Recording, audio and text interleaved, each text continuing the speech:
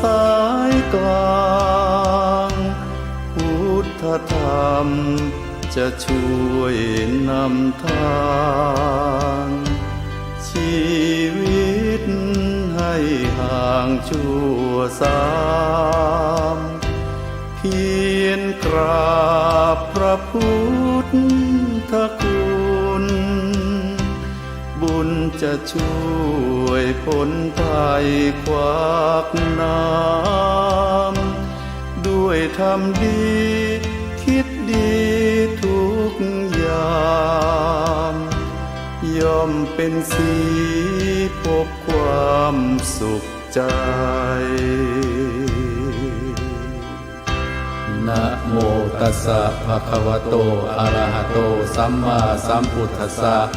นะโมตัสสะภะคะวะโตอะระหะโตสัมมาสัมพุทธัสสะนะโมตัสสะภะคะวะโตอะระหะโตสัมมาสัมพุทธัสสะ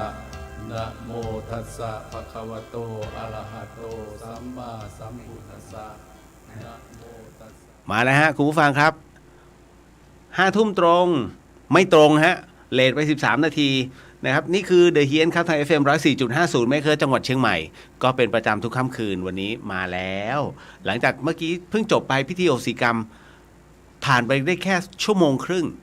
นะฮะผมก็มานั่งต่อไม่เป็นไรบอกแล้ววันนี้พระสงฆ์ท่านนะครับให้กำลังเต็มที่5-6 รูป8 รูปอ่ะท่านอนุญาตโอ้โห9 รูปด้วยซ้ำพลังเยอะ นะฮะก็เรียกว่าผ่านพ้นไปกับพิธีโอสิกรรมนะฮะที่วัดฝายหินบนวัดฝายหินก็1 ปีจะเป็นก็จะมีด้วยกัน3 ครั้งนะฮะวันนี้ก็ดีใจครับเพราะว่าได้ทำหน้าที่แทนหลวงพี่ภาสกรและสมบูรณ์แบบแล้วฮะเพราะว่าคณะสงฆ์รับรองนะฮะก็ดีใจฮะยิ้มไม่หุบเลยนะแม้มันจะปวดหัวบ้างที่มันปวดหัวเพราะมันดึงเจ้ากรรมในเวรชาวบ้านเขานะฮะก็ตอนทำพิธีไปก็บึบไปฮะมันก็เลยทำให้ อัดเยอะไปหน่อย นะฮะเอาละฮะก็เป็นอีก1 ค่ำคืนแล้วกันนะครับที่เดี๋ยวก็ต้องมานั่งตอบคำถามนะฮะว่าแต่ละท่านนั้นถามเรื่องอะไรบ้างขออภัยด้วยเดี๋ยวนะแป๊บหนึ่งพี่มาลีพอดีผมบันทึกไม่ทันนะพี่มาลีส่งข้อความมาเหมือนกันนะแต่ว่าเดี๋ยวสักครู่ผมจะอ่านให้ฟังครับเดี๋ยวขออนุญาตนะขออนุญาตเปิดเอกสารกันฮะในส่วนของสมทานศีลคงไม่ต้องแล้วเนาะวันนี้เราสมทานกันมาเยอะแล้วก็กรรมฐานน้ำเย็นก็ไม่ต้องแล้วล่ะเพราะว่าเราก็ทำกันเต็มที่แล้วนะเพราะฉะนั้นก็คงจะข้ามไปนะมาเป็นในเรื่องของคำถามของเดอะเฮียนบ้างดีกว่านะว่าวันนี้มีอะไรยังไงบ้างนะฮะเดี๋ยวขออนุญาตไปเข้าคำถามของพี่มาลีนิดนึงนะพอดีว่าพี่เขาทิ้งคำถามไว้น่าสนใจมากครับนะฮะเดี๋ยวนะฮะนิดนึงคือเอาง่ายผมเป็นคนที่ลืมง่ายมากตั้งที่เมื่อกี้ที่ต้องพระอาจารย์ต้องเดือดร้อนพระอาจารย์ท่านอ่ะเพราะว่าผมลืมรหัสเข้า Facebook ตัวเอง มีใครเขาทำมีใครก็เป็นบ้างบนโลกใบนี้มีเลียวนี่แหละครับเดี๋ยวนะฮะนิดนึงนะครับแล้วก็ได้ตอบคำถามไปบ้างแล้วนะฮะเดี๋ยวนะเนี่ยผมขออนุญาตก๊อปปี้คือหลายๆท่านที่ถามมานะครับพอดีพี่มาลีคนกันเองก็เลยเอ่ยชื่อได้นะครับและที่สำคัญก็คือว่า ณตรงนี้ไม่เป็นไรฮะก็ถามตอบกันไปนะครับเดี๋ยวนะฮะแป๊บนึงตึ้งเรียบร้อยปั๊บมาแล้ว7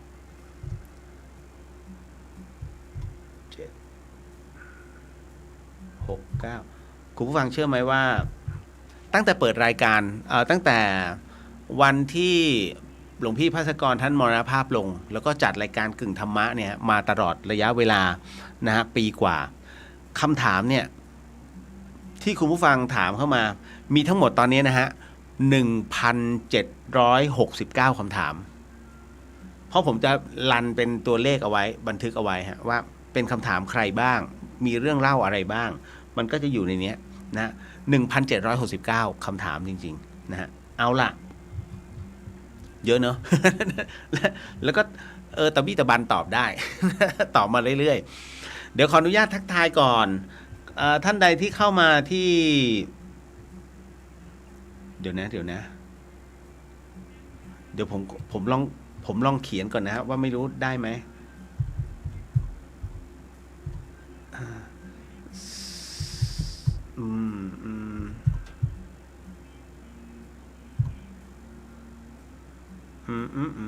เดี๋ยวนะ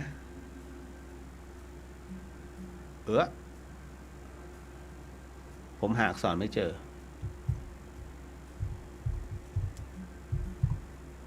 ปังพี่มุนาโมทนาสาธุโมทนาบุญด้วยจ้าสาธุครับพี่ผมลองอันเมื่อกี้นะมันตึกมาขออนุญาต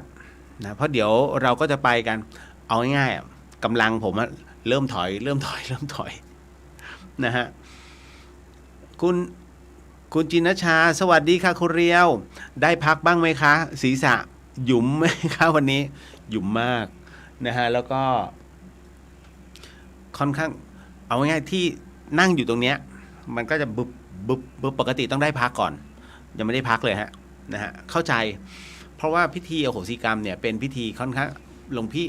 จริงๆแล้วพระอาจารย์นพพรท่านเตือนเอาไว้ว่ามันเป็นพิธีค่อนข้างจะศักดิ์สิทธิ์และซีเรียสอย่าทำเล่นๆเพราะว่ามันเป็นเรื่องราวของอายุไขนะฮะถ้าเป็นคฤหัสถ์ก็ต้องมีสงฆ์เป็นผู้อนุญาตก็คือครบองค์นะครับดังพระใหญ่นะฮะนะแต่ถ้าไม่มีอย่าลิไปทำเฉพาะทำเพื่อส่วนรวมนะแต่ว่าทำเองทำคนเดียวก็ได้ทุกวันก็ได้นะไม่มีปัญหานะครับแล้วก็จบลงไปกับพิธีแล้วก็ผมก็แจกในเรื่องของเพชรหน้าทั่งหรือว่าข้าวตอกพระร่วงแล้วก็วันนี้ใครที่เข้ามานะฮะและตอบคำถามนะครับในส่วนของอะไรล่ะของเฟซพุทธิสิทธิ์รัตนสมบูรณ์นะฮะก็มีหลายท่านที่ได้ไปก็ส่งนะฮะอินบ็อกซ์ส่งที่อยู่มานะครับเดี๋ยวผมจะจัดการส่งไปให้ส่วนเฟซเรียวเดอะเฮียนอาจจะเหงาหน่อยนะฮะเพราะมันขึ้นไม่ทัน คือตอนนั้นน่ะผมกำลังเขาเรียกแก้ใจให้กับน้องนะฮะอีกหลายๆคนอยู่นะครับแล้วก็พูดง่ายๆวันนี้มีบุคคลซึ่งในอดีตเนี่ยเป็นผู้ลงมือฆ่าโดยไม่ตั้งใจนะฮะ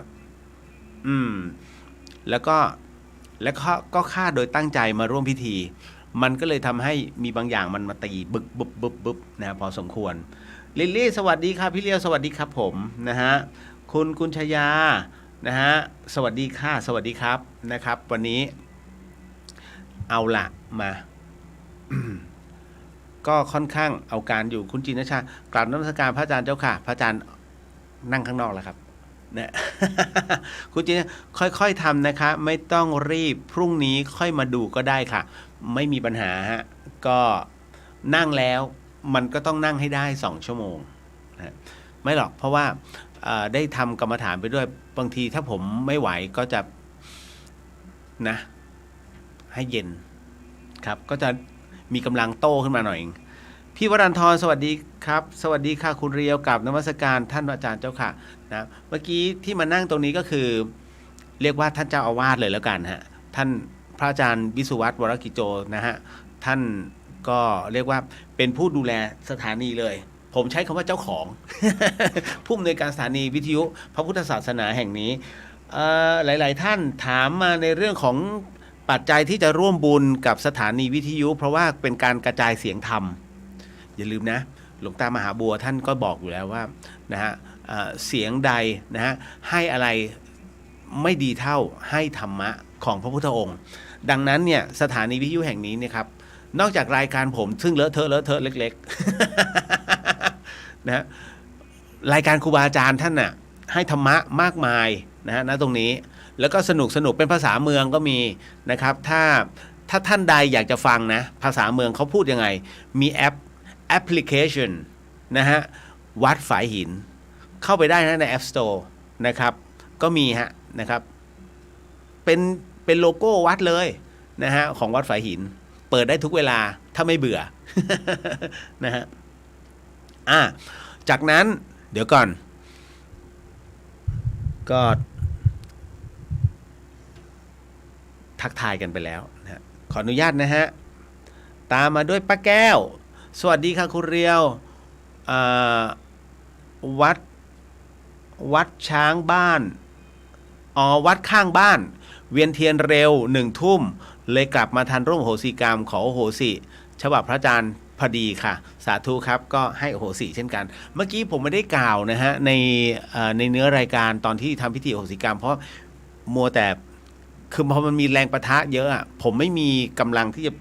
มาเลื่อนดูนะแล้วก็ขอโหสิให้โหสิเพราะฉะนั้นผมขอถือโอกาสตรงนี้นะฮะแล้วก็ขอโหสิทุกท่านด้วยที่รับฟังทาง FM 104.50 เมกะเฮิรตซ์รวมไปถึงที่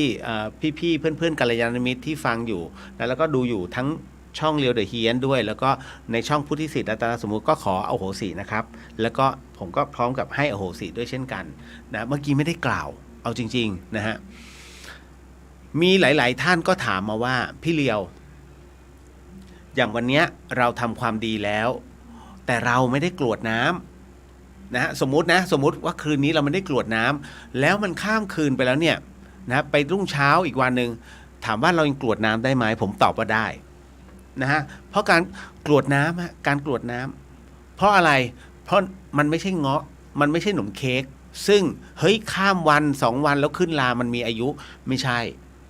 บุญก็คือบุญนะครับซึ่งมันมีคำถามตรงนี้ด้วยแล้วเดี๋ยวจะมาตอบกันนะอันนี้คุณสุวรรณยา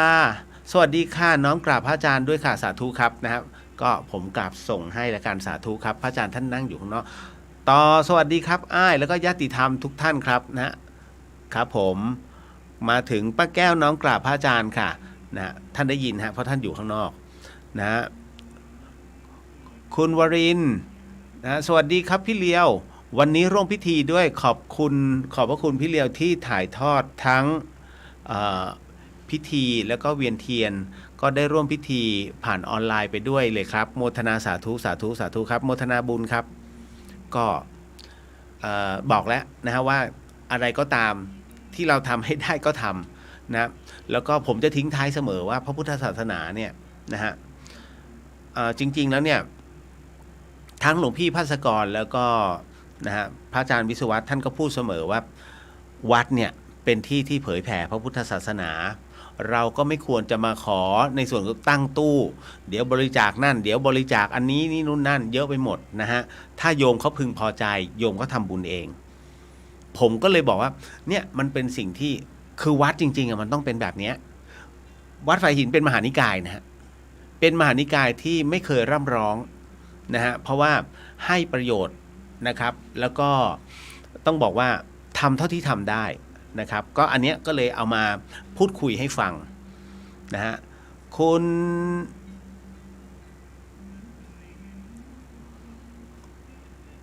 นุ้ย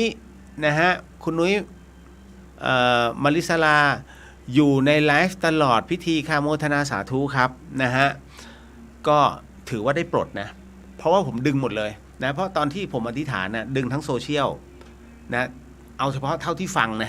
ะฮะแล้วก็ลิงก์เนี่ยลิงก์ก็ด้วยแล้วก็ที่อยู่ในพื้นที่ด้วยดึงหมดเลยแปลกมากกว่านี้มีกำลังมากๆนะฮะรู้สึกดีนะแล้วก็ได้กำลังจากครูบาอาจารย์บนวัดฝายหิน9 รูปเอาจริงนะคิดแล้วยังขนลุกท่านไม่เคยนั่งแล้วก็สวดมนต์พร้อมกันแบบนี้นะฮะคือพร้อมกับคารวาสตอนแรกผมก็นึกว่าโอ้30 คนไม่ใช่หันไปดูโอ้โห ตกใจโอ้โห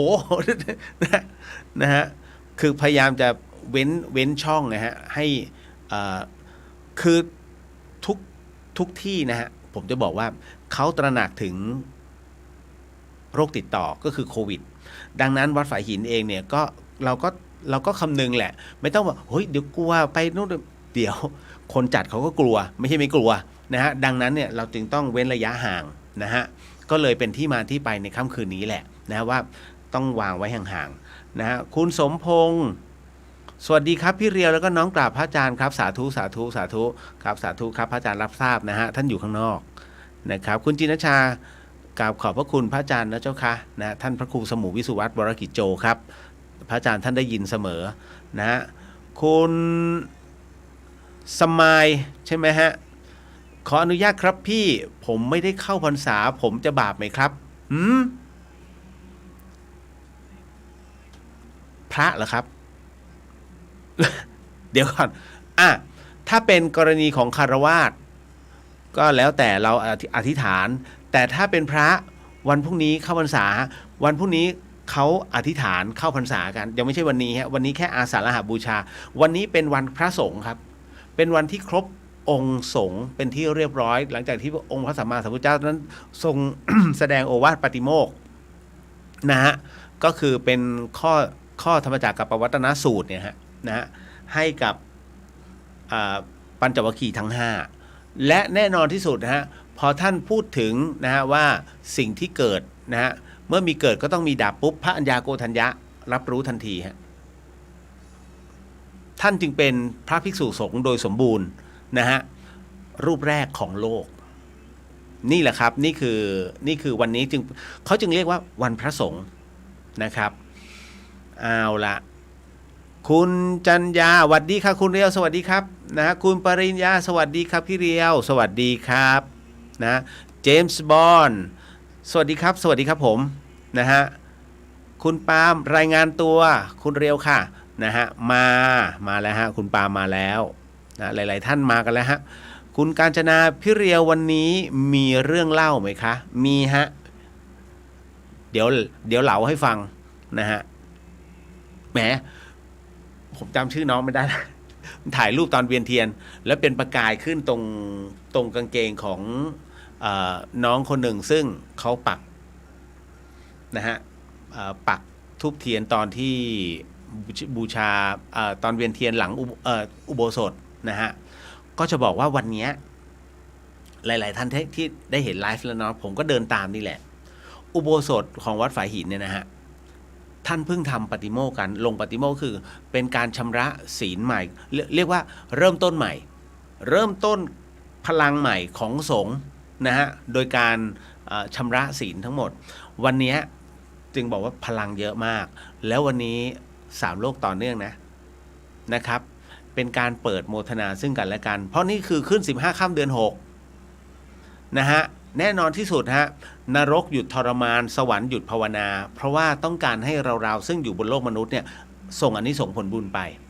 นะก็อย่าลืมแล้วกันถ้าสมมุติว่ามีโอกาสกรวดน้ำหน่อยกรวดน้ำแห้งก็ได้กรวดน้ำเปียกก็ได้แล้วแต่นะฮะแต่ส่วนใหญ่เขาจะกรวดแห้งกันผมก็กรวดแห้งนะครับกรวดแห้งคืออะไรตอนที่น้ำเขาจะมีที่กรวดน้ำหรือว่าหยาดน้ำนะฮะเมืองเหนือเขาจะเรียกน้ำหยาดนะฮะก็คือกรวดน้ำนั่นแหละแต่เราก็แค่พนมมือแล้วก็ระลึกตามนะฮะก็ทำได้นะครับก็ถึงเหมือนกันนะขจรศิลป์สวัสดีครับพี่เรียวสวัสดีฮะนะครับคุณวิรพงศ์สวัสดีครับพี่เรียวสวัสดีครับผมนะฮะคุณกาญจนาสาธุค่ะพี่เรียวสาธุครับโมทนาบุญนะฮะวันนี้ได้เยอะนะผมก็ดึงมาเยอะเหมือนกันนะ คุณจินชาขอทุกบุญในวันนี้ที่ข้าพเจ้ากัลยาณมิตรทุกท่านรวมถึงที่คุณเรียวนั้นทำเองส่งผลให้คุณเรียวหายหนักๆอื่นๆจากไซด์เอฟเฟกต์นะคะสาธุรู้ได้ไงว่ามันจะมีไซด์เอฟเฟกต์จริงๆนะครับมันจะมีไซด์เอฟเฟกต์ก็คือว่าพอส่งถึงเราเสร็จปุ๊บเนี่ยเราก็ส่งต่อนะฮะก็ทางผ่านเป็นผู้ชายทางผ่าน เป็นทางผ่านเจ้ากรรมนายเวรชาวบ้านส่งขึ้นไปนะฮะวันนี้นะโอ้วันนี้ได้รับความอนุเคราะห์จากหลายๆรูปนะอย่างหลวงพี่โอปอท่านก็มาให้ทั้งที่ท่านอาพาธนะหลวงพี่โอปอท่านเป็นนิ้วที่ไตนิ้วที่ถุงน้ำดีนะฮะก็รอผ่าตัดปลายปีเลยนะคิวของสงฆ์ก็ยังอยากจะถามโรงพยาบาลว่าสงฆ์ไม่ใช่คนเหรอคิวนานเหลือเกินนะฮะแต่เข้าใจฮะหมอ1 คนต่อคนไข้ 1,000 คนนี่คือหนักอยู่แล้ว นะฮะบุคลากรทางการแพทย์มีจำกัดต่อมาก็หลวงพี่อู๊ดกับพระอาจารย์เอื้ออังกูลนะฮะก็คือหลวงพี่อู๊ดเนี่ยเป็นผู้ที่เดินธรรมยาตราจากเนปิดอร์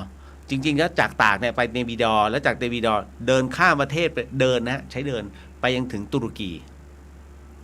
อันนี้คือเป็นการเดินเพื่อสันติภาพล่าสุดนี่ไปพร้อมกับพระอาจารย์เอื้อเดินเท้านะ500 กว่ากิโลเพื่อขึ้นไปจังหวัดเชียงรายแต่ท่านเดินอ้อมไปก่อนนะเพื่อที่จะเรียกว่าเป็นโครงการเพื่อคัดพระไป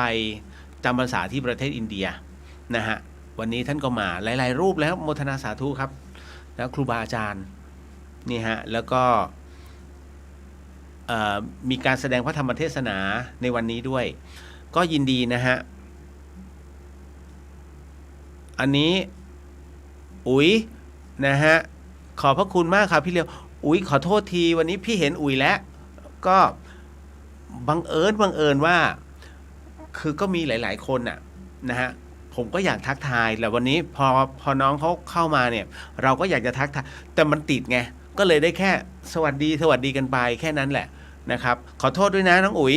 เอาไว้เดี๋ยวถ้ามีโอกาสเราได้คุยกันนะขอโทษจริงๆขอโทษครับนะฮะขอโทษจากใจเลยเพราะว่าหลายๆครั้งนะครับที่ได้สนทนากันเพราะว่าน้องเขาเป็นคนที่มีสัมผัสนะครับพอได้คุยกันแล้วมันมีอะไรที่มันคลิกหลายเรื่องนะฮะน้องกาญจนาตอนไลฟ์แบตหมดซะก่อนโถ ไม่เป็นไรนะฮะก็โมทนาบุญไปฮะนะคุณสาวินีสวัสดีรอบ2เลิกงานแล้วค่ะนะฮะอากาศเป็นไงบ้างที่นู่นน่าเสียดายนะฮะน่าเสียดายที่เราไม่ได้ไป นะฮะคิดสวัสดีครับพี่เลียวสวัสดีครับคิดนะฮะอ้วนสวัสดีครับพระอาจารย์เพื่อนๆฝากขอบคุณครับพี่เลียวกลับบ้านมีความสบายใจทุกๆคนครับพี่ดีมากนะฮะเพื่อนเรานะฮะให้เขาพยายามคิดโครงการเพื่อส่วนรวมนะทำประโยชน์เยอะๆอัดพลังความดีไปนะฮะเดี๋ยวมันจะดีขึ้นเองชีวิตนะครับแล้วก็ยันท้าวเวสสุวรรณติดตัวไว้นะฮะคุณป้าบอกกราบพระอาจารย์พระครูสมุวิสุวัตค่ะขอทำพิธีโอสิกรรมย้อนหลังได้ไหมคะตื่นมาไม่ทันปรับเวลาอยู่ค่ะจาก LA นะครับชมได้ครับก็น้อมได้เพราะว่ายังคำว่าข้ามวันนี่หมายถึงว่าต้องพ้นราตรีหมายถึงว่าดูพระอาทิตย์ดูลายมือ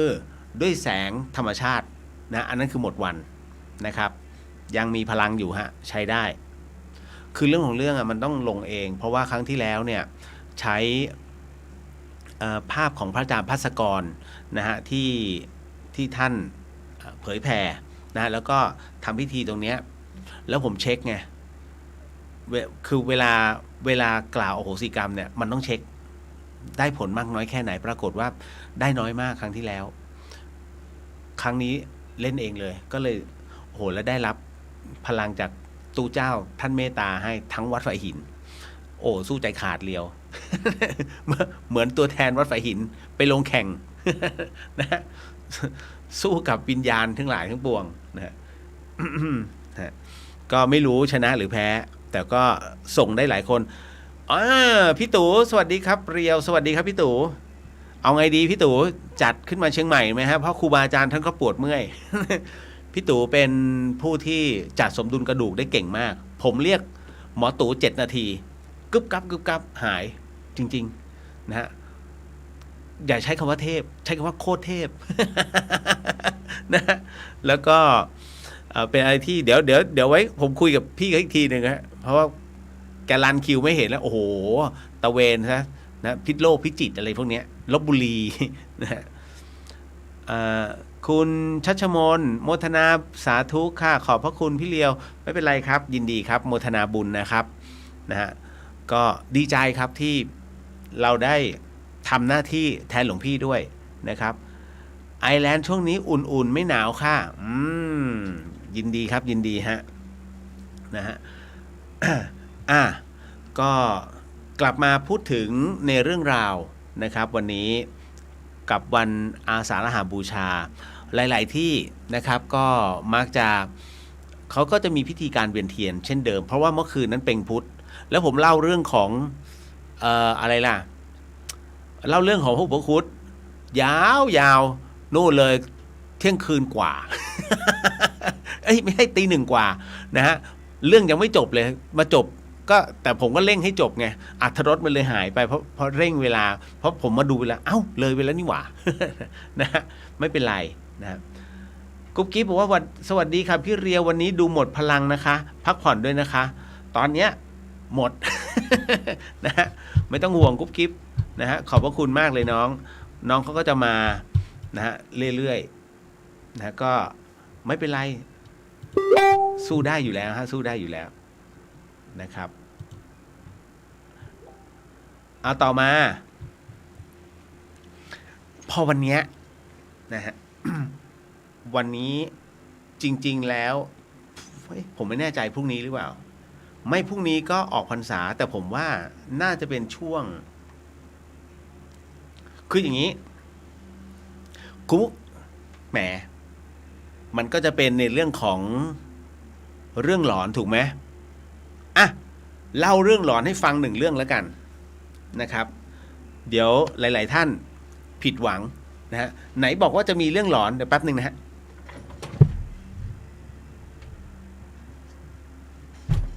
เรียบร้อย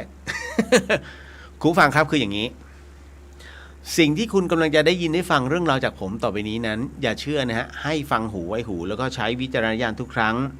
ในการรับฟังเรื่องราวประเภทนี้ฮะข้อสำคัญเนี่ยอยากให้คุณผู้ฟังได้ฟังเป็นนิยายเพราะว่าเรื่องที่ผมกำลังจะเล่าต่อไปเนี้ยมันเป็นเรื่อง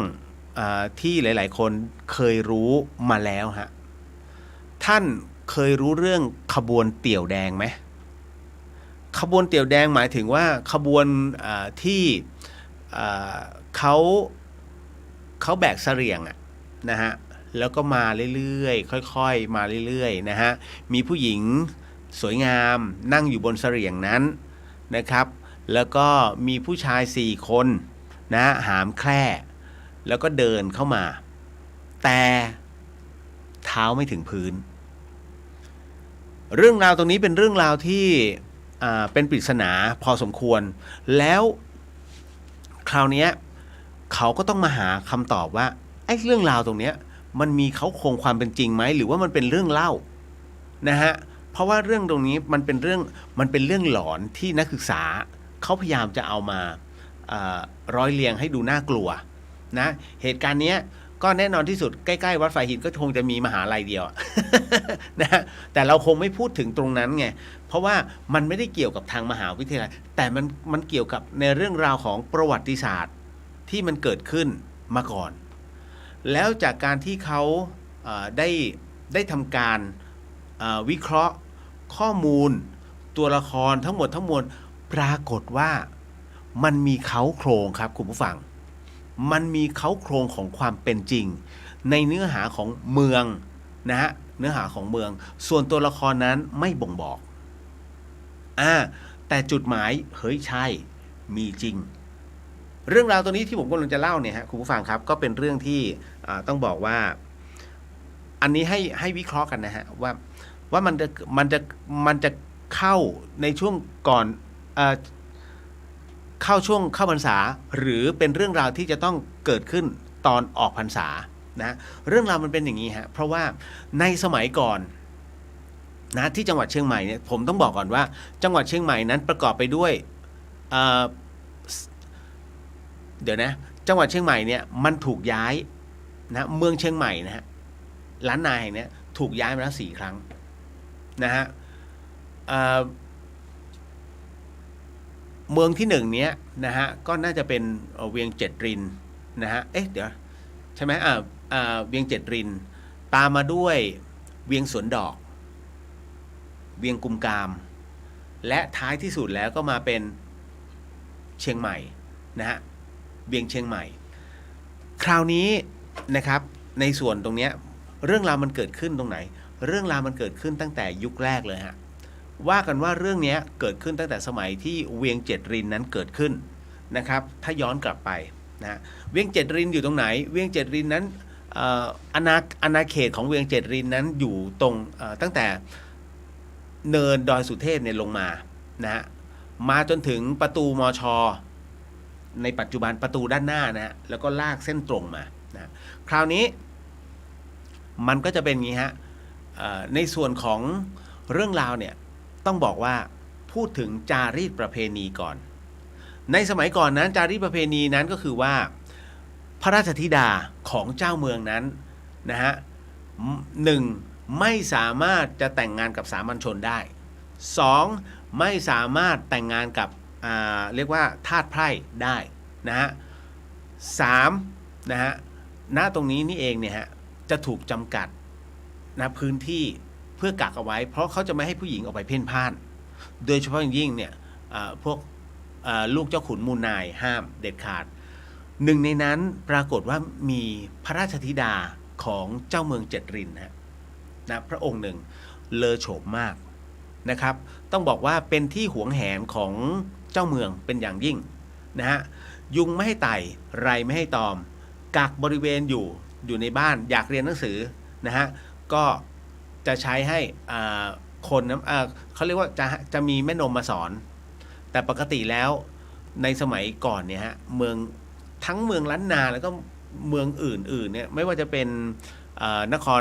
พระนครนะก็คืออโยธยาสมัยก่อนโรงเรียนจะอยู่ที่วัดไม่ได้อยู่ที่บ้านหรือว่าอะไรก็แล้วแต่เอาจะจ้างนะฮะอาจารย์พิเศษมาสอนนะเหมือนสมัยนี้ก็เป็นได้แต่คราวนี้ฮะเพราะไม่ให้ธิดาเนี่ยออกไปเที่ยวแน่นอนฮะเมื่อโตขึ้นเขาเรียกพลังแห่งความต้องการมันสูงฉันอยากจะไปนู่นฉันอยากจะไปนี่ฉันอยากจะเจอหนุ่มหล่อฉันอยากจะเจอนี่นู่นนั่นถูกห้ามหมดนะจนกระทั่งนะฮะเริ่มนางเขาเรียกนางในเนี่ยเขาทัดทานไม่อยู่นะก็เลยขอให้เจ้าเมืองนั้นเนี่ยอนุญาตนะให้ลูกสาวนั้นได้ออกไปหน่อยได้ไหมออกไปเดินตลาดนะแต่เจ้าเมืองยังไงก็ไม่ยอมฮะนะพอจะขึ้นเสลี่ยงปุ๊บเนี่ยคนเสลี่ยงเนี่ยก็มากัน4 คนเป็นผู้ชายก็พอจะขึ้นเสลี่ยงปุ๊บก็จะถูกห้ามออกจากประตูก็ต้องส่งกลับเป็นอย่างนี้ทุกครั้งทุกคราฮะคุณผู้ฟังจนกระทั่งในที่สุดนะฮะด้วยฮอร์โมนมันพลุกพล่านไงของลูกสาวนะฮะมันก็เลยทำให้มองใครไม่ได้พอมองใครไม่ได้แล้วแน่นอนฮะเขาก็จะกลับมาหันมามองถึงคนใกล้ตัวคนใกล้ตัวในที่นี้คือใครพลเสรียงไงปรากฏว่า1 ใน 4ที่หามเสรียงนั้นซึ่งเป็นทาสนะฮะหล่อมากแล้วสมัยก่อนไม่ได้ใส่เสื้อคลุมนะฮะเขาก็ต้องเปิดเสื้อเห็นกล้ามโอ้นะฮะพอพระธิดาเห็นแล้วรู้สึกว่าพลังมันสูบฉีดมากนะฮะโอ้นะฮะชอบคนนี้เป็นพิเศษนะครับทำให้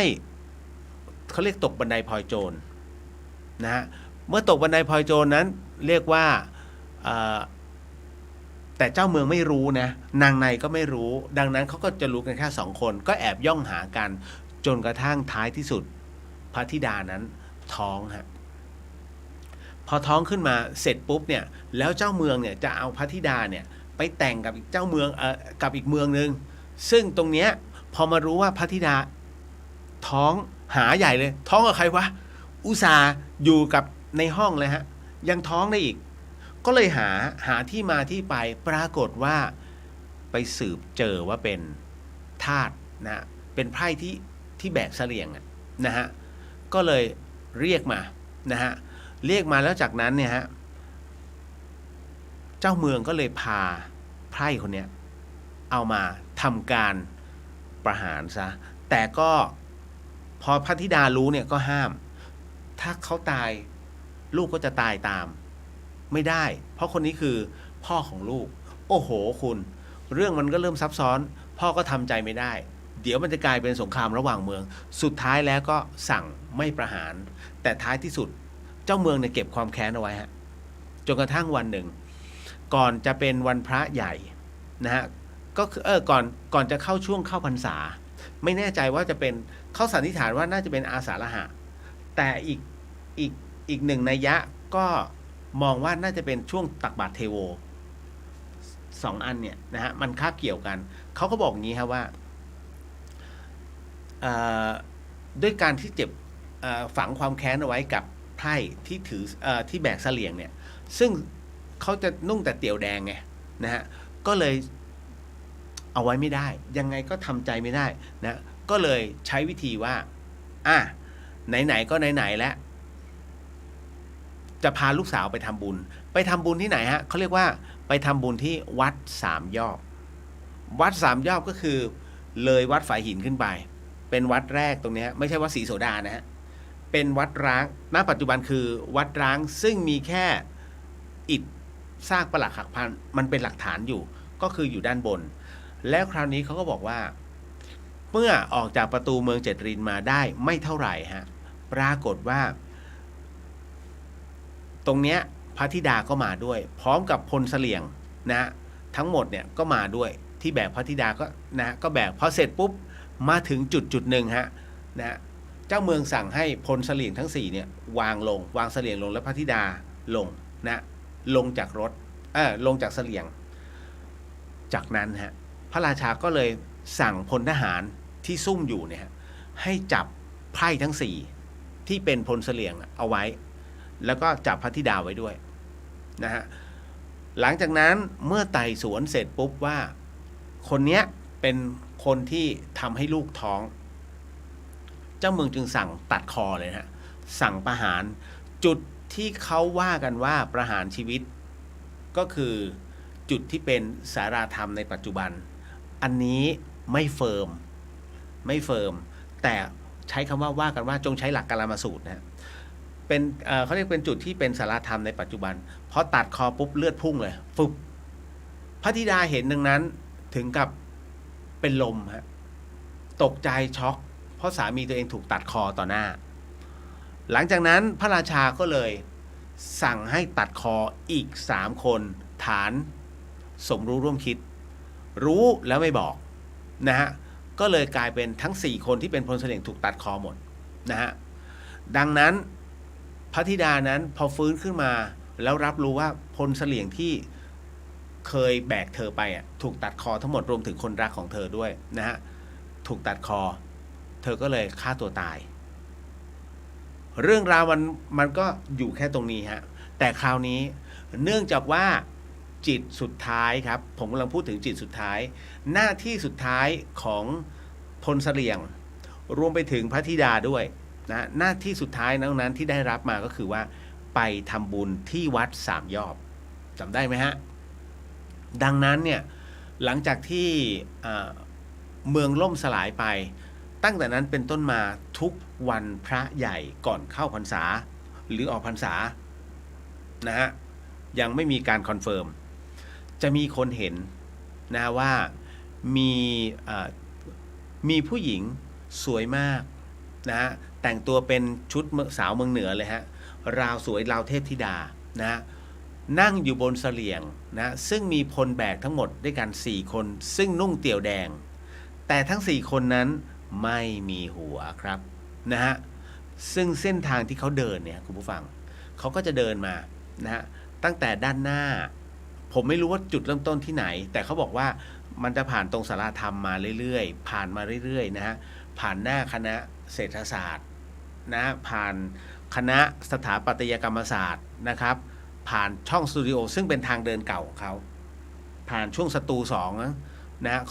ของคณะสถาปัตย์แล้วก็ออกมาประตูหลังผ่านหน้าธรรมสถานตรงขึ้นมาเส้นของวัดฝายหินนะจะผ่านตรงประตูถ้าวันนี้ที่ผมโพสต์ไปจะมีป้ายวัดฝายหินนั่นนะฮะด้านหลังป้ายคือเส้นทางเก่าที่ขึ้นไปวัดสามยอดหมายถึงมันเป็นทางที่ค่อนข้างชันแล้วช้างเนี่ยที่เดินไปเนี่ยฮะในสมัยก่อนมันเมื่อยจนย่อลงไป3ครั้งด้วยกันก็คือย่อนั่นแหละเขาจึงเรียกวัดสามย่อหรือวัดสามย่อนะฮะก็คือตรงนี้ที่มาที่ไปนะฮะก็มีคนพบเจออยู่เรื่อยๆส่วนใหญ่จะเป็นนักศึกษารุ่นเก่า ที่กำลังเรียกว่าทำงานอยู่ในสตูดิโอของคณะสถาปัตย์แล้วเขาเจอนะช่วงเวลาก็ประมาณตี 2อันนั้นคือ Data ที่ได้รับแต่ว่าส่วนใหญ่แล้วตอบไม่ได้นะฮะก็เป็นอีกหนึ่งเรื่องราวในค่ำคืนนี้ก่อนจริงๆก็ยังมีเนาะนะฮะก็ว่ากันไปก่อนไงต่อมาแป๊บหนึ่งขออนุญาตทักทายก่อนฮะมาถึงตรงนี้พี่อุทิศน้อมขอบพระคุณสาระดีเจ้าค่ะสาธุครับพี่สวัสดีครับพี่อุทิศหายไปเลย คิดถึงครับนะฮะคุณจันฉายนะฮะสวัสดีค่ะสวัสดีครับนะฮะพี่เพนพี่มนสวัสดีค่ะคุณเรียวขอโหสิกรรมและให้โหสิกรรมค่ะสาธุสาธุสาธุค่ะสาธุพี่ขอโหสิและให้โหสิเช่นกันนะครับนะฮะทำได้ฮะออนไลน์เพราะว่าเราทักทายแล้วก็โต้ตอบซึ่งกันและกันมิใช่ทำไม่ได้นะครับคุณชาตรีสวัสดีครับพี่เรียมโมทนาบุญวันนี้ด้วยครับนะฮะโมทนาสาธุครับนะฮะทักทายหมดเลยนะฮะ เอาล่ะก็มาถึงในช่วงของคำถามก่อนค้างไว้เยอะเมื่อวานกรณีคนที่ขาดใจตายเขาบอกเขาถามอย่างนี้ฮะว่ากรณีของคนที่ขาดใจตายเพราะความร้อนของอากาศหรือหัวใจวายนั้นแบบนี้ถือว่าตายตามธรรมชาติหรือว่าตายโหงครับแล้ววิญญาณจะไปที่ไหนถามอีกแล้ววิญญาณไปไหนวิญญาณก็ไปเรื่อยๆส่วนล่างก็ไปวัดนะหรือจะเก็บไว้ นะฮะกรณีของคนที่ขาดใจตายเพราะอากาศร้อนมันสโตรกใช่ไหมอันนี้ถือว่าหมดบุญฮะถือว่าเป็นโรคนะครับส่วนหัวใจวายตายถือว่าตายตามธรรมชาติทั้งสองอย่างถือว่าเป็นโรคแล้วก็ตายตามธรรมชาติมิใช่ตายโหงอันนี้ถือว่าหมดอายุขัยเพียงแต่ว่ารูปแบบที่ตายมันจึงต่างกันวันนี้ผมพูดในรายการแต่ว่าไม่ใช่พูดก่อนที่จะเข้าเนื้อหาตอนที่ลองใหม่ที่ศาลานะฮะพูดถึงในเรื่องนี้นะฮะในเรื่องของความตายพูดถึงเรื่องกรรมที่ว่าเราทำเอาไว้เนี่ยไม่ว่าจะเล็กหรือใหญ่มันก็คือกรรมแต่คราวนี้ทำไมที่เราทำกรรมเดี๋ยวฉีดยุงตายเดี๋ยวไปบี้มดนะฮะเดี๋ยวฆ่านู่นฆ่านี่แต่ทำไมกรรมไม่ส่งผลกรรมที่เกิดจากสัตว์เล็กมันก็ยังดูเล็กอยู่ถูกไหมนะฮะถ้าส่งผลคุณจะไม่รู้สึกหรอกนะฮะว่าหุยแพ้ไอ้นู่นแพ้ไอ้นี่เป็นหัดหรือว่าเป็นอะไรก็ตามแต่มันมีอย่างนี้ฮะเวลามันมาทีมันรวมกันมาคุณฉีดยุงแน่นอนที่สุดยุงหลายๆตัวเมื่อมันตายมันก็รวมกันดวงจิตมันจะรวมกันอย่าลืมนะฮะสัตว์ทุกชนิดมีดวงจิตของมันกิ้งกือไส้เดือนมีหมดนะแม้กระทั่งมดมีหมดฮะมันก็เอามารวมกันอ๋อไอ้นี่ใช่ไหมที่ฉีดฉันตายแล้วเพราะฉะนั้นเราต้องอาฆาตมันดวงทุกดวงเนี่ยมันมารวมกันพอมันมารวมกันเยอะๆเข้าจากที่ตัวกรรมฮะที่เราทำบาปกับมันว่าเท่าหัวเข็มหมุดมันเริ่มโตขึ้นเท่าเม็ดมะม่วงโตขึ้นโอ้โหคุณเอ้ยคราวนี้มันใหญ่เท่าลูกนิมิตแล้วมันพร้อมที่จะปรากฏแล้วฮะเพราะนั้นแสดงว่าเราฆ่าไปเนี่ยเป็นพันๆตัวมันก็มารวมกันดวงจิตแห่งความแค้นมารวมกันคราวนี้เมื่อมันมาสุ่มเข้ามาปุ๊บส่งกรรมตัวนั้นมาให้เราแน่นอนที่สุดฮะกรรมตัวนั้นอาจจะเป็นเรื่องใหญ่สำหรับสัตว์เล็กๆแต่มันอาจจะเป็นเรื่องเล็กสำหรับเราก็คืออาจจะเดินพลาดพลั้งไปแล้วก็เตะนะฮะขอบเตียงนะฮะเท้าหัวแม่เท้าเป็นเลือดแต่ปวดไงแล้วก็เลือดไหลนั่นคืออาจจะเป็นเพราะว่าตัวกรรมที่เราเคยทำเอาไว้แล้วก็ส่งกรรมตรงนั้นมานะฮะวันนี้ผมก็พูดในเรื่องของกฎแห่งกรรมอีกแล้วครับท่านไม่รู้ว่าบันทึกเอาไว้หรือเปล่านะตอนนั้นคิดว่ายังไม่ออกอากาศนะฮะคือผมก็พูดเสมอผมใช้คำพูดของหลวงพี่ภัสกรพระอาจารย์ภัสกรพูดในเรื่องของกฎแห่งกรรมกฎแห่งกรรมยุติธรรมเสมอไม่มีอะไรที่ใหญ่ไปเกินกรรมนะฮะเพราะฉะนั้น สิ่งที่หลวงพี่ท่านจะพูดเสมอๆนะฮะเดี๋ยวจะลืมเพราะโง่จึงยึดเพราะยึดจึงอยากเพราะอยากจึงทุกข์นะฮะเพราะฉะนั้นใครจะยึดใครจะโง่ใครจะอยากทุกข์นั่นแหละครับสิ่งที่หลวงพี่ท่านบอกวันนี้ผมก็เลยพูดถึงในเรื่องของตัวกรรมนี่แหละว่าในเรื่องของกฎแห่งกรรมแม้กฎแห่งกรรมจะยุติธรรมเสมอแต่กฎแห่งกรรมนั้นก็สามารถถูกริดรอนด้วยความดีก็ได้ดังนั้นถ้าบอกว่ากฎแห่งกรรมนะฮะทำสิ่งใดได้สิ่งนั้นแน่นอนมัน100%แต่ถ้ากรรมนั้นลบล้างไม่ได้ท่านก็บอกเลยว่าก็ไม่ควรจะเรียนเรื่องกฎแห่งกรรมไม่ควรจะบอกถ้ามันลบล้างไม่ได้นะฮะทำไมจึงไปสอนกันเช่นนั้นนะเพราะว่าจริงๆแล้วกรรมลดได้นะฮะกรรมนั้นมันสามารถลดทอนลงจนเหลือเป็นเศษกรรมยังได้เลยผมก็เลยยกตัวอย่างองคุลิมานไงนะยกตัวอย่างองคุลิมานเพราะว่าองคุลิมานฆ่าคนมานักต่อนักมากกว่า1,000 คนนะเพราะว่าตอนที่รับปากพระดาบทก็คือพระฤาษีที่จะสอนเวทมนต์ให้กับมนตราแล้วก็ศาสตราวุธให้กับองคุลิมานเนี่ยนะฮะก็บอกถ้าอยากจะให้ข้าสอนก็ไปหานะฮะนิ้วมือคนมา 1,000 คนแล้วฆ่าไปแล้วลืมเก็บหลักฐานนะฮะก็คือนิ้วมือเริ่มฆ่าใหม่ทุกอย่างเริ่มต้นใหม่ได้ฮะองคุลิมานบอกพอเริ่มต้นไปเนี่ยฆ่าคนจนถึง999 คนและเหลือคนหนึ่งครบ1,000 คนสุดท้ายที่องคุลิมานกำลังจะไปฆ่านั่นคือแม่ของตนฮะทำไมจึงต้องไปฆ่าแม่ของตนแท้จริงแล้วถ้าเรียกว่า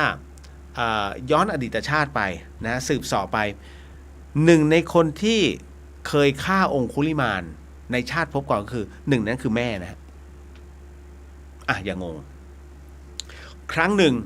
นะฮะในบรรพกาลองคุลิมานนั้นเป็นพญาเต่าได้เกิดไปเป็นพญาเต่าปรากฏว่าในห้วงมหาสมุทรตรงนั้นเกิดมีพายุนะฮะกระหน่ำมาอย่างรุนแรง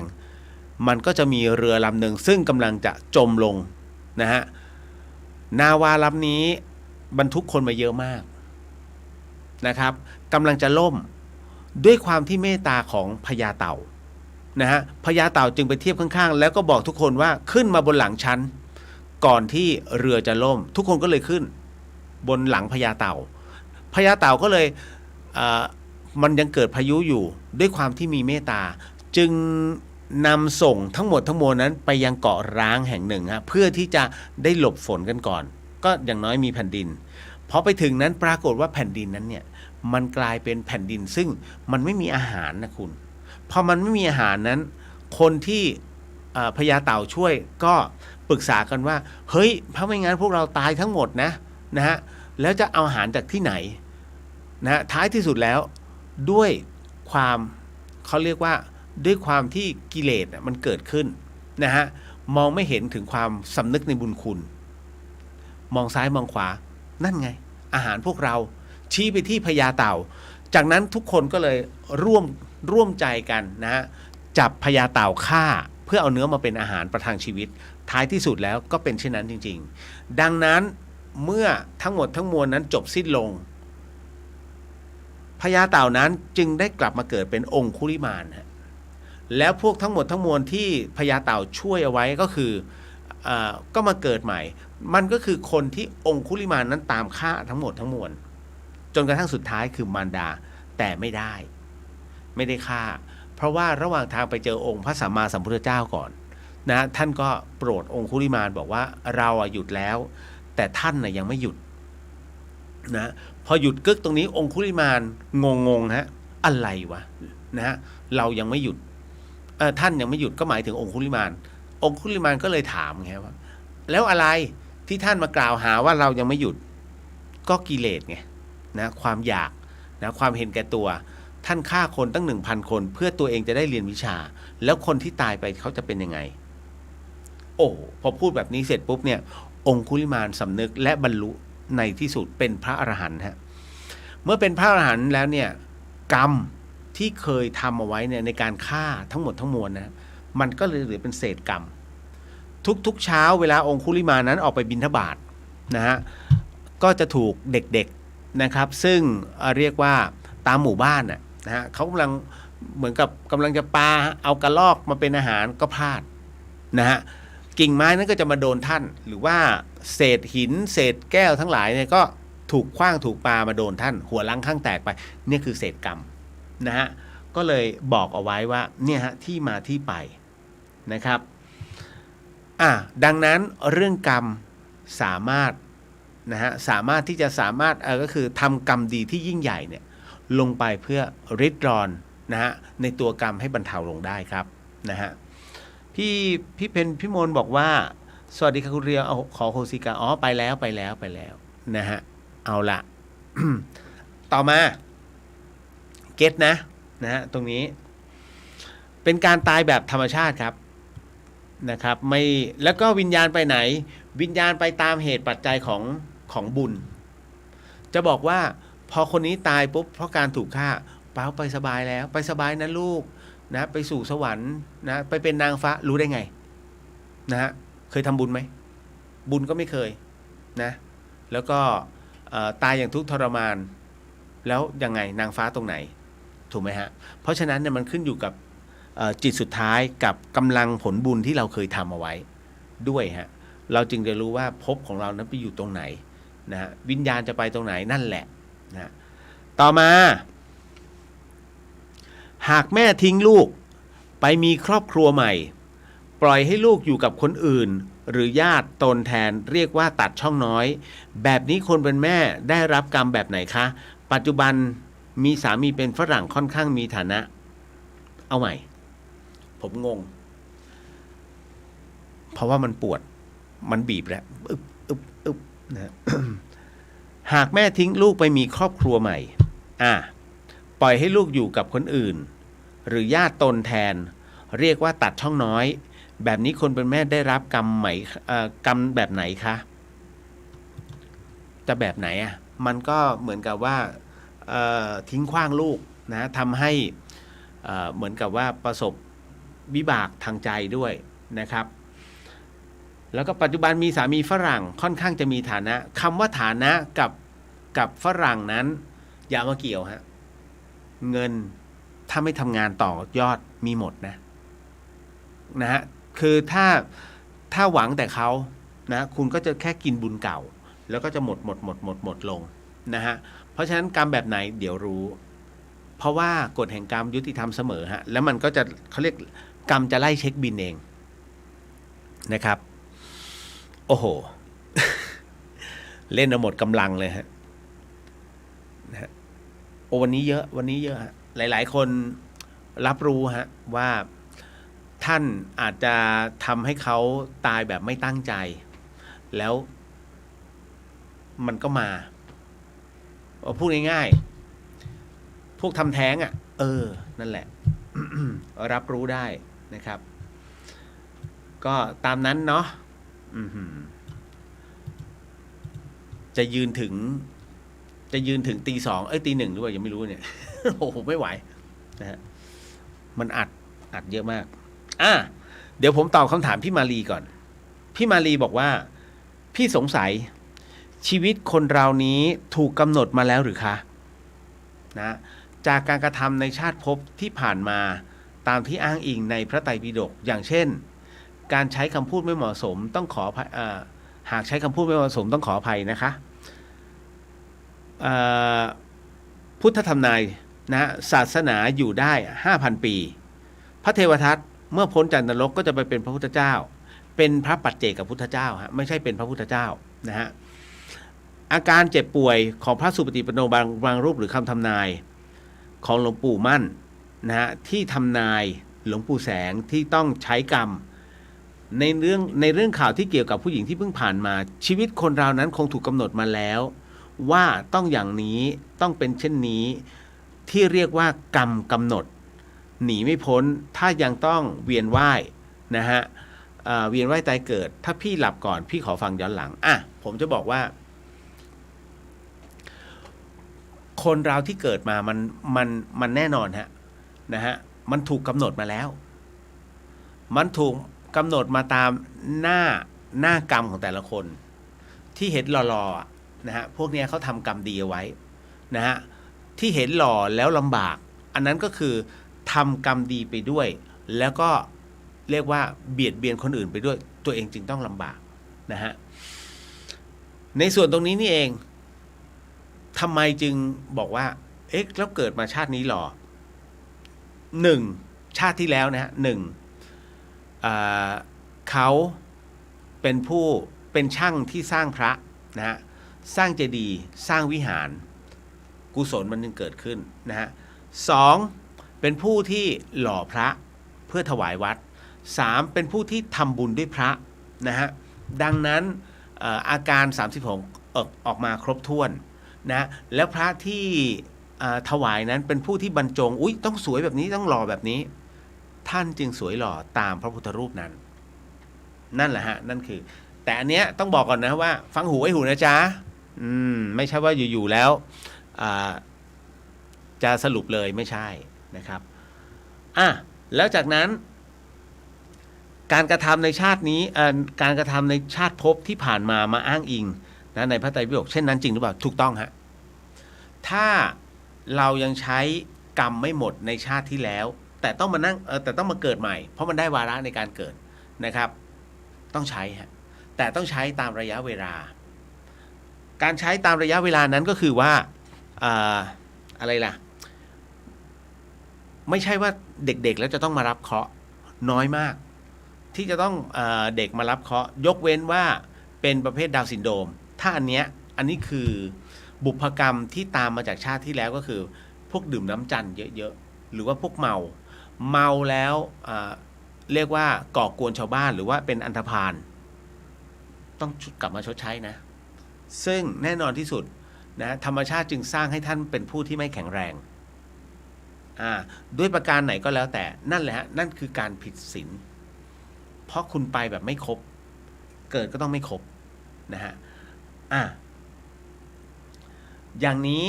ตัวกรรมเป็นตัวกำหนดใช่ไหมถูกต้องครับพี่นะฮะเพราะว่าเราจะเป็นอย่างไรเราคิดอะไรกรรมมันลิขิตไว้หมดแล้วว่าเดี๋ยวมึงต้องไปทางนี้เพราะเดี๋ยวอาจจะไม่ไปทางนี้เพราะว่ากระบวนการคิดคนเรามันเปลี่ยนได้กรรมมันก็จะดักเป็นที่ล่วงหน้าแหละพอไปตรงนี้เสร็จปุ๊บตกคลองเลยมันถูกลิขิตแล้วว่าเราต้องตายแบบไหนผมเองก็ถูกลิขิตว่าวันหนึ่งผมอาจจะนั่งจัดรายการแล้วก็น็อกไปเลยเรียบร้อยก็คือตายกรรมมันจะจัดสรรของมันเองตามหน้าบุญนะแต่ทุกคนอยากแค่อันเดียวก็คือว่าอยากนอนหลับแล้วก็ไปเลยคุณผู้ฟังครับในส่วนของ Data ที่ผมได้รับรู้ก็คือว่าความตายนั้นเป็นสิ่งที่ไม่น่ากลัวแต่สิ่งที่น่ากลัวก็คือการเกิดภพชาติที่เราเลือกไม่ได้นะฮะอันนี้ถึงได้บอกว่าทำดีทำบุญนะฮะอะไรที่เป็นกุศลจงใฝ่หาและเข้าหาตัวดีมากๆแต่คราวนี้มันก็มีอีกอันหนึ่งนะฮะที่อยากจะเตือนเอาไว้การเกิดใหม่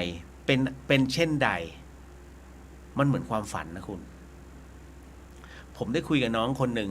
แต่ว่านานแล้วนะเป็นปีแล้วฮะเขากลับชาติมาเกิด ก็ต้องยอมรับนะฮะว่าเรื่องการกลับชาติมาเกิดมันเป็นเรื่องจริงนะฮะคราวนี้น้องคนหนึ่งเนี่ยที่เขาบอกว่าเขากลับชาติมาเกิดผมเลยถามไปว่าเฮ้ยเดี๋ยวนะตอนที่ตายเมื่อชาติที่แล้วแกตายยังไงเขาบอกเลยฮะว่าคือตอนที่เขาตายเนี่ยนะฮะรถมันคว่ำแล้วเขาตายแต่พอได้เกิดเนี่ยเขาบอกผมก็เลยถามว่าเอาแล้วความรู้สึกตอนนั้นน่ะตอนที่ตายกับตอนที่รู้สึกเกิดมันรู้สึกยังไงน้องเขาบอกอย่างนี้พี่เลียวตอนที่ตายเนี่ยมันแทบจะไม่รู้สึกเพราะมันหมดความรู้สึกมันจึงตายก็ถูกของเขานะฮะพอถึงตรงนั้นเสร็จปุ๊บปรากฏว่าเขาก็บอกอย่างนี้มันเหมือนว่าผมฝันนะพี่แต่พอตื่นขึ้นมาเนี่ยปรากฏว่าผมเนี่ยอายุเป็นเด็กแล้วฮะเห็นผู้ใหญ่ตัวโตๆเดินไปเดินมานะฮะนั่นแหละนั่นคือสิ่งที่ผมมารู้ว่าเฮ้ยกูร่างกายเปลี่ยนแปลงไปแล้วทำไมกลับมาเป็นเด็กอีกวะเขาพูดแค่นี้ฮะมันเลยทำให้ผมเนี่ยสันนิษฐานเลยว่าการกลับชาติมาเกิดอีกครั้งหนึ่งเหมือนความฝันนะฮะณวันนี้ห แล้วตายภาพยังจดจำเลยว่าอ๋อเราคือผู้ชายหนุ่มคนหนึ่งซึ่งผ่านชีวิตมาเยอะมากนะท่องเที่ยวทั่วประเทศไทยไม่หมดทุกอนูแต่วันนี้พอเกิดมาพอลืมตานะกะว่าจะเหยียดมือเหยียดแข้งเหยียดขาให้หายเมื่อยเอ้าทำไมมือฉันมาสวมถุงมือเล็กๆนะฮะแล้วก็มาอยู่ในตู้ที่เขาเรียกว่าตู้อบโค้งๆหายใจก็ไม่ค่อยออกแวะแวะแวะพูดก็ไม่ได้ทำไมมันร้องแวะวะ คือรู้ตัวด้วยจิตวิญญาณเดิมนะฮะจิตเดิมแต่มันทำอะไรไม่ได้นี่ฮะเพราะฉะนั้นคือเกิดแล้วไงมาเกิดแล้วนะฮะดังนั้นเนี่ยในเรื่องของตรงนี้ฮะในเรื่องชีวิตที่ตายแล้วเกิดเนี่ยนะฮะเพราะว่าร่างมันใช้ไม่ได้คุณจะไปเกิดในร่างเก่าไม่ได้ร่างมันใช้ไม่ได้แล้วก็ต้องหาร่างใหม่นี่แหละฮะเรื่องของเรื่องมันถึงเป็นเช่นนี้แหละแล้วมีอันไหนอีกฮะนะครับชีวิตคนเราถูกกำหนดมาถูกต้องฮะถูกต้องนะฮะกรรมกำหนดหนีไม่พ้นถูกต้องครับพี่โอเคหมดนะฮะคำถามพี่มาลีวันพรุ่งนี้พี่ดูย้อนหลังได้เลยนะผมตอบให้หมดแล้วต่อมานะครับมันจะไม่ไหว มันตีนะฮะแล้วก็อึบคือผมต้องพักอันนี้รู้ตัวเลยฮะ มันตีขึ้นมาตลอดคุณเลียวเลิกก่อนเวลาดีไหมคะอย่าฝืนเลยค่ะวันนี้เท่ากับ2 รอบแล้วเมตตาตัวเองด้วยนะคะเก็บแรงไว้เติมวันพรุ่งนี้นะฮะแต่ยังมีอีกหลายวันนะคะดูออกด้วยว่าผมหมดกำลังแล้วนะฮะคุณจันยาขอบพระคุณฮะกำลังหมดจริงๆครับเอาอย่างนี้ขออีก15 นาทีแล้วกันวันนี้ขออนุญาตเลิกเที่ยงคืนครึ่งนะฮะก็เดี๋ยวผมบอกขอพระอาจารย์มันไม่ไหวจริงๆนะครับหนักพอสมควรไม่เป็นไรยังไงก็ต้องตอบนะฮะ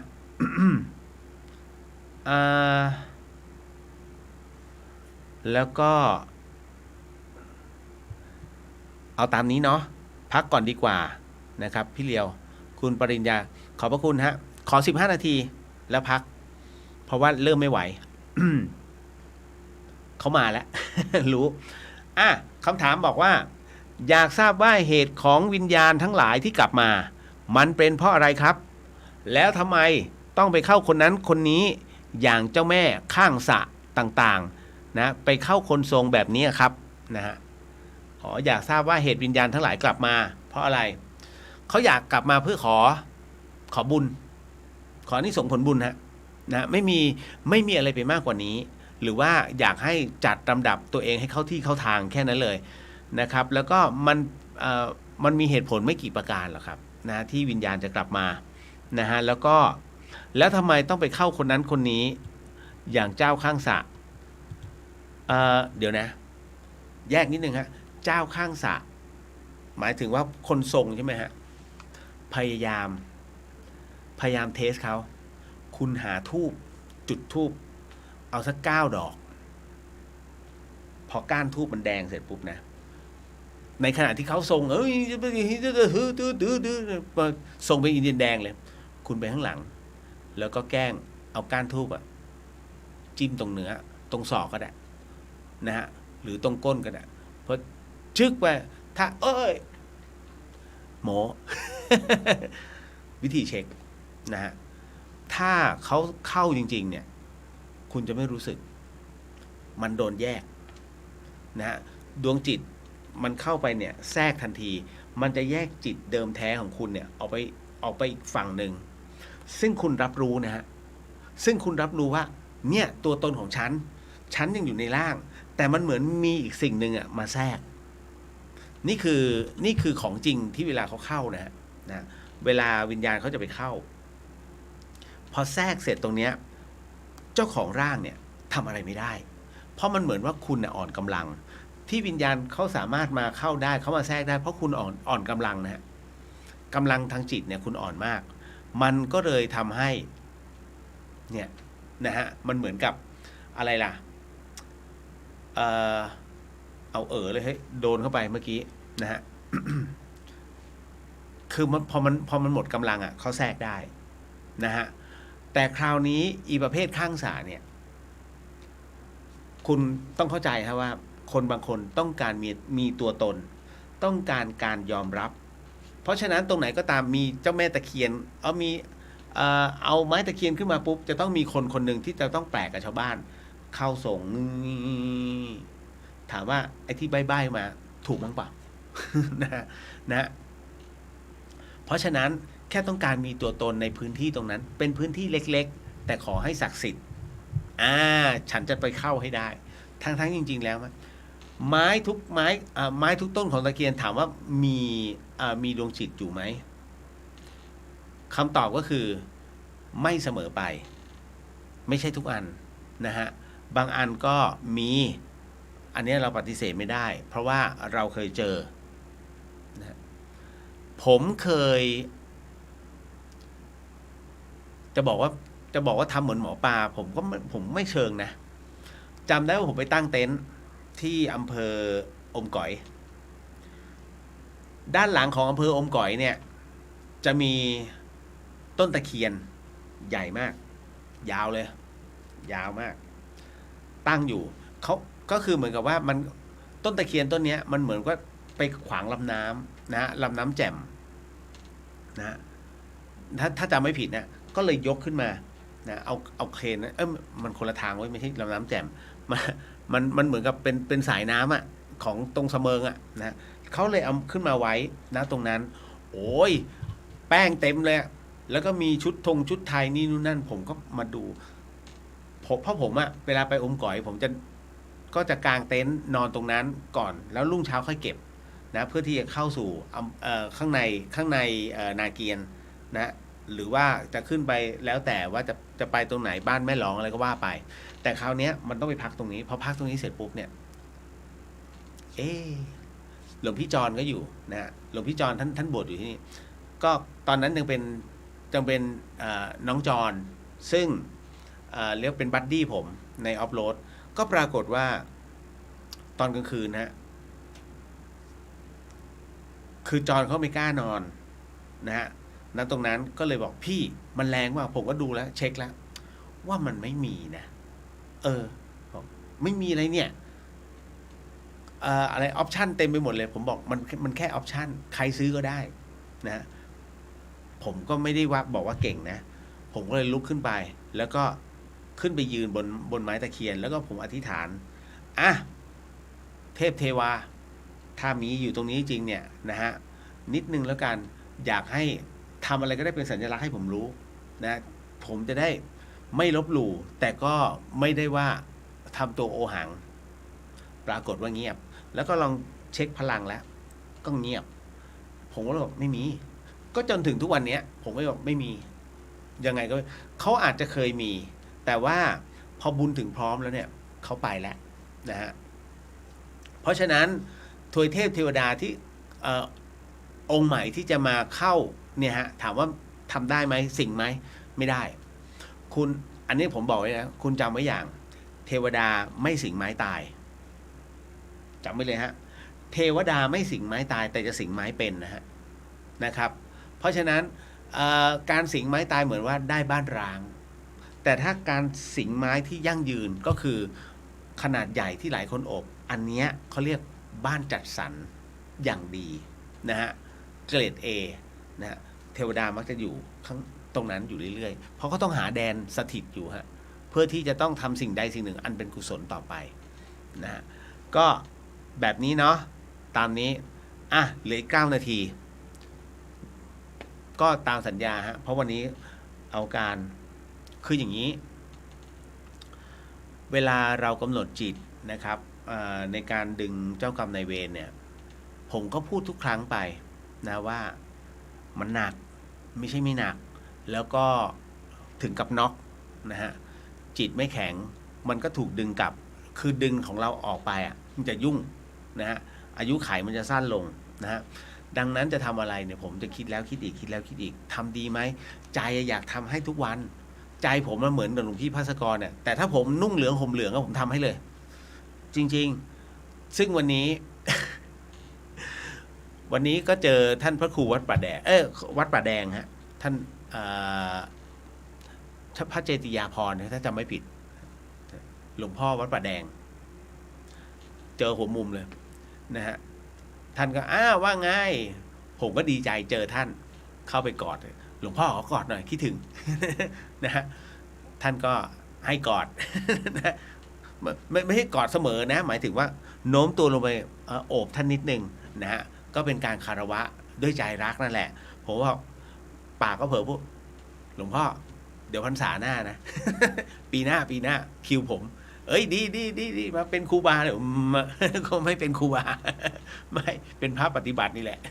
พอแล้วนะฮะก็แล้วพอท่านขึ้นไปเข้าปฏิโมกข์ปุ๊บผมก็เฮ้ยทำไมไปพูดกันวะ คือผมอะบอกกับตัวเองว่าผมต้องท่องปฏิโมกข์ให้ได้นะฮะถึงจะบวช นะฮะมันก็เลยเป็นอะไรที่ดึงตัวเองกลับไม่ทันแล้วลั่นวาจาไว้แล้วแต่มันก็ครบจริงๆฮะปีหน้าผมต้องคือพอมันลง5เนี่ยซวยหมดนะมันก็เลยต้องนิดหนึ่งนะคำถามนะอาจจะเป็นคำตอบในค่ำคืนนี้สุดท้ายนะครับแต่คงไม่ท้ายสุดเพราะยังมีอะไรที่ให้ตอบอีกเยอะอยากรู้ว่าการออกกฎหมายฉีดยาให้ฝ่อ นะฮะ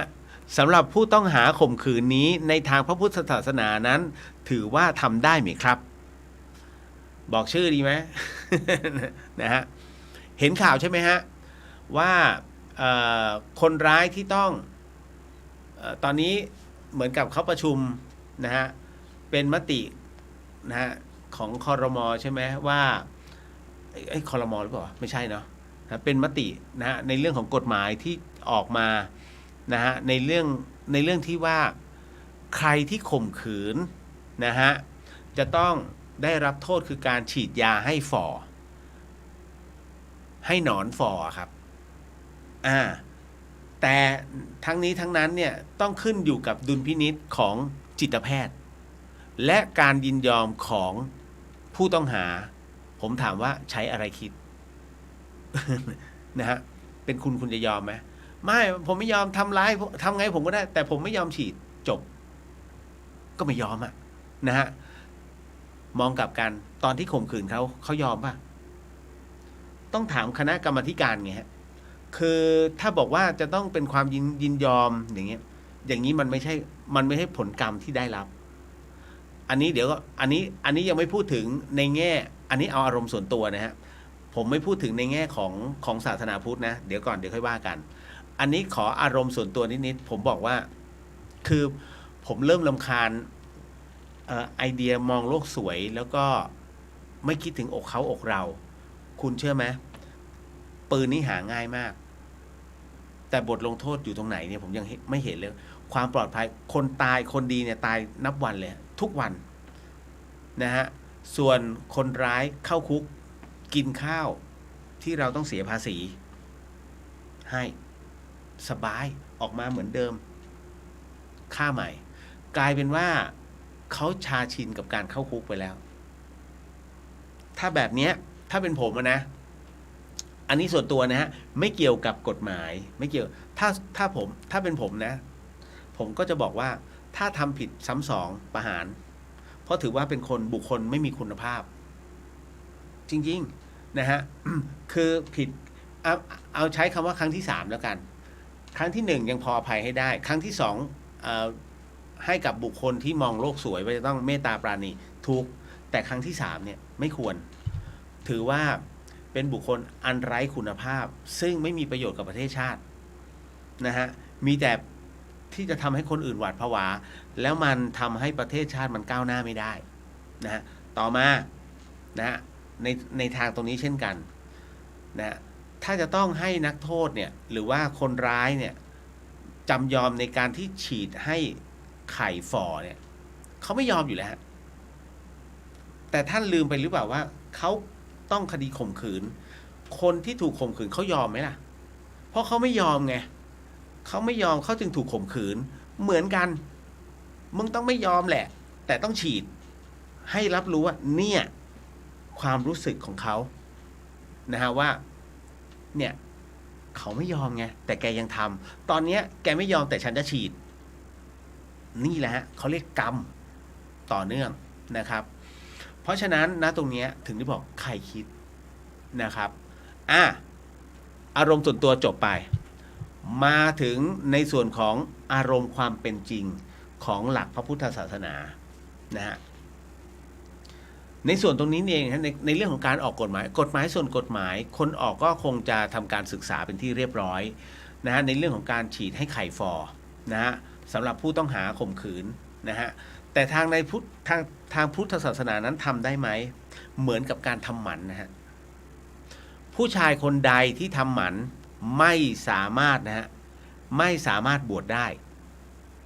เป็นเรื่องจริงนะฮะเพราะเรื่องนี้เกิดกับพระอาจารย์ภาสกร ภูริวัฒโนอดีตผู้อำนวยการธรรมศาสตร์มหาวิทยาลัยเชียงใหม่ท่านยกเคสของท่านเป็นตัวอย่างทุกครั้งไป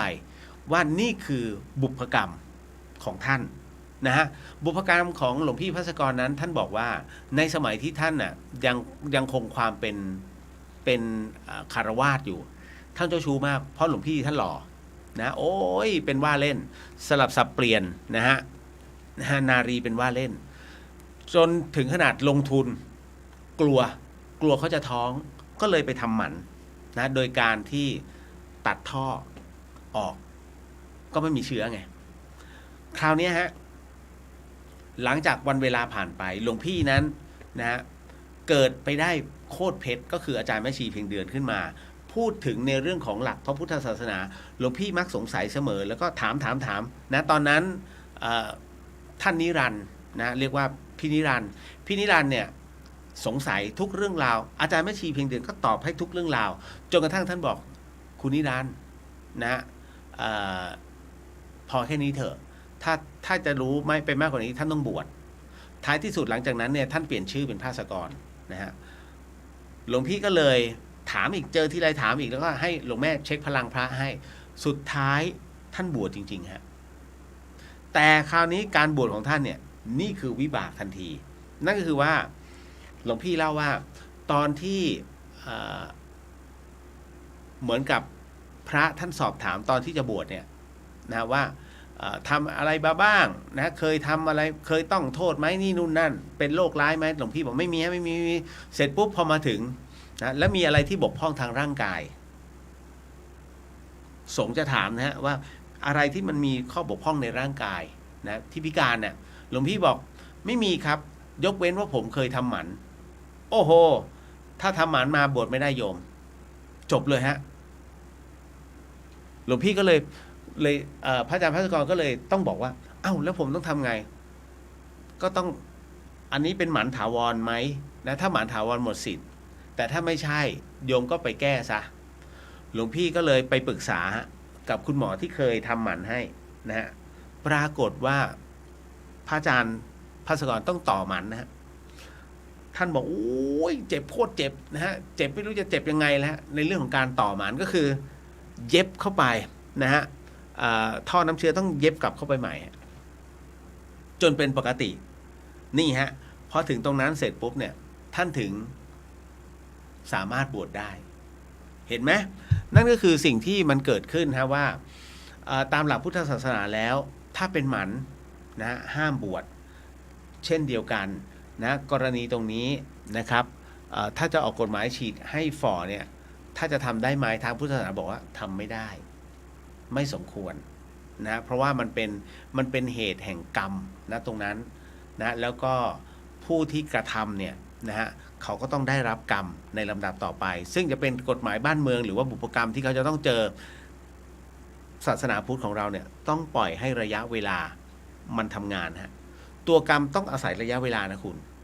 นะดังนั้นนี่คือเรื่องราวทั้งหมดนะฮะเกินเวลาแล้วฮะกำลังก็หมด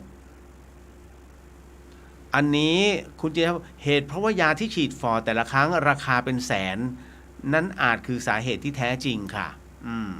นะฮะแต่เอาจริงนะผมผสมเดตตอนนะฉีดเลยจิ๊ก ล้างมันซะ นะฮะก็เอาเป็นว่าในค่ำคืนนี้แค่นี้เนาะนะครับคุณผู้ฟังแล้วก็ท่านใดที่ เรียกว่าวันนี้นะฮะเข้าร่วมพิธีโอสิกรรมก็สามารถที่จะพักผ่อนได้แล้วหมดไปอีก1 เปราะแล้วฮะคืนนี้สำหรับท่านนะครับ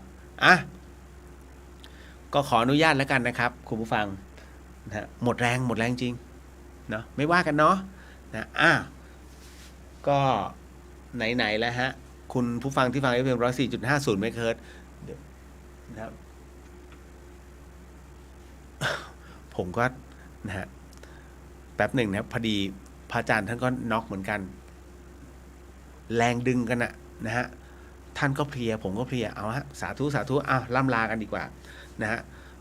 ก็สิ่งหนึ่งสิ่งใดที่ผิดพลาดพลั้งไปก็ต้องขออโหสิกรรมณที่นี้ไม่ได้ตั้งใจหรือมีเจตนาก็ขอมอบอานิสงส์ผลบุญในค่ำคืนนี้ถวายแด่องค์พระสัมมาสัมพุทธเจ้าทุกๆพระองค์พระธรรมเจ้าทุกๆพระองค์พระอริยสังฆเจ้าทุกๆพระองค์พระปัจเจกพุทธเจ้าทุกๆพระองค์พระอสิติมหาสาวกเจ้าทุกๆพระองค์พระอรหันตสาวกเจ้าทุกๆพระองค์รวมไปถึงพรหมเทพเทวดาทั้งหลายสรรพสัตว์สรรพวิญญาณทั้งหลายสรรพเจ้ากรรมนายเวรทั้งหลายทั้งปวงบรรดาครูบาอาจารย์ทั้งหลายนะของข้าพเจ้าแล้วก็ของคุณผู้ฟังทั้งหมดทั้งมวลก็ขอให้ได้รับอานิสงส์ผลบุญในค่ำคืนนี้ด้วยเช่นกันครับขอมอบอานิสงส์ผลบุญในค่ำคืนนี้ถวายแด่องค์หลวงปู่สังสังกิจโจแห่งวัดป่าอาจารย์ตื้อรวมไปถึงพระอาจารย์ภัสกรภูริวัฒโนนะฮะผู้อดีตผู้อำนวยการวัดธรรมสถานมหาวิทยาลัยเชียงใหม่ก็ขอให้ได้รับอานิสงส์ในค่ำคืนนี้ด้วยเช่นกันขอมอบอานิสงส์ผลบุญในค่ำคืนนี้ให้กับคุณผู้ฟังที่ฟังในช่องเลียวเดอะเฮียนแล้วก็พุทธิสิทธิ์รัตนสมบูรณ์ก็ขอให้ได้รับอานิสงส์ไปด้วยเช่นกันนะฮะแล้วก็ขอมอบอานิสงส์ผลบุญในค่ำคืนนี้ให้กับคุณผู้ฟังที่ฟังในช่อง YouTube ของวัดฝายหินรวมไปถึง Facebook ของวัดฝายหินทั้งหมดก็ขอให้ได้รับอานิสงส์ผลบุญในค่ำคืนนี้ด้วยเช่นกันครับขออนุญาตนะครับในส่วนของการแผ่เมตตาให้กับสรรพสัตว์นะสาธุสัพพโรกวินิมุตโตสัพพสันตาปวาจิตโตสัพพเวรมติกันโตนิปุตโตสัพพีติโยวิวันชันตุสัพพโรโกวินันสตุมาเตภวะวันตรายโยสุขีทีคายุโกภวะอภิวาทนาสีริสนิจังวุฒาปัจจายิโนจัตตารโรธรรมาวัฏันติอายุวันโนสุขขังพระลังนิพพานังปรมังสุขังสาธุนะฮะก็ขอนะฮะจบนะในส่วนของเนื้อรายการในค่ำคืนนี้วันนี้เพราะว่าหลายเตื้อ นะโอ้ยทั้งเจ้ากรรมนายเวรแล้วผมมาวุ่นกับหน้าตรงนี้ด้วยนะในช่วงนี้นะคุณแสนสุขนะสวัสดีค่ะนะฮะสวัสดีครับไปละบ๊ายบายสาธุครับนะฮะแล้วเจอกันเนาะนะฮะ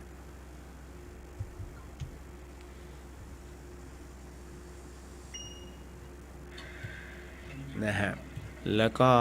ส่วนคุณผู้ฟังที่ฟังอยู่ทางบ้านนะฮะก็เช่นเดิมนะครับก็ขออนุญาตนิดนึงนะฮะเดี๋ยวเข้าสู่เนื้อหารายการตามปกตินะฮะนิดนึงโอ้อนิจจากลายเป็นโมฆะบุรุษธรรมอันบริสุทธิ์องค์พระสัมมาเมตตาเสนอเหมือนไก่เห็นพลอยเพชรเม็ดงามแค่แลชะเง้อปล่อยจิตกายใจให้เจอเสน่ห์กลลวงเคียดข้ามโลกีวางลงให้เป็นก็เย็นเป็นสุขเห็นโลภโกรธหลงคือทุกข์ทำจิตผ่องใสพ้นภัยทันทีพระพุทธองค์ทรงให้ธรรมะส่องทางชีวิตตามรอยพระบาทวันนี้รีบสร้างความดีก่อนวันสิ้นลม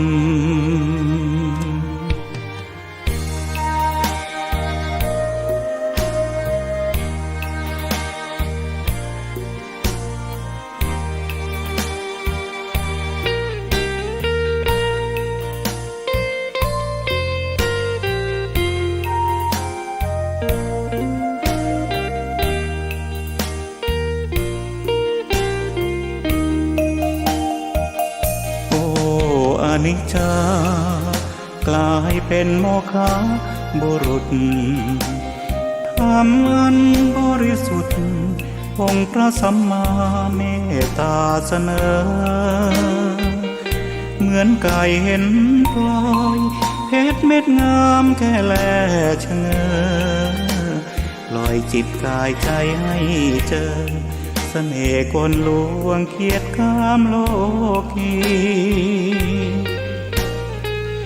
วางลงให้เป็นก็เย็นเป็นสุข เห็นโลภโกรธหลงคือทุกข์ทำจิตผ่องใสพ้นภัยทันที พระพุทธองค์ทรงให้ธรรมะสองทางชีวิต ตามรอยพระบาทวันนี้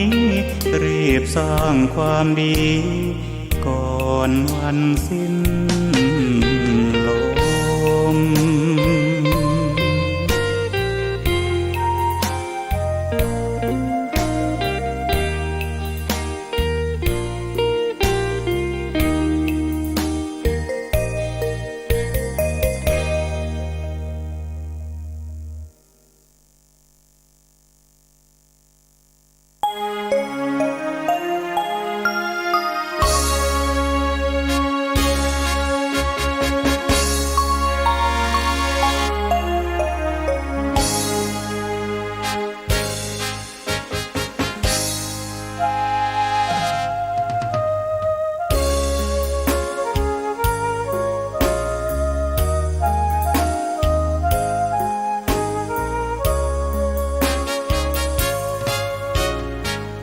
ผมโหน่งอภิญญามาแล้วผู้ฟัง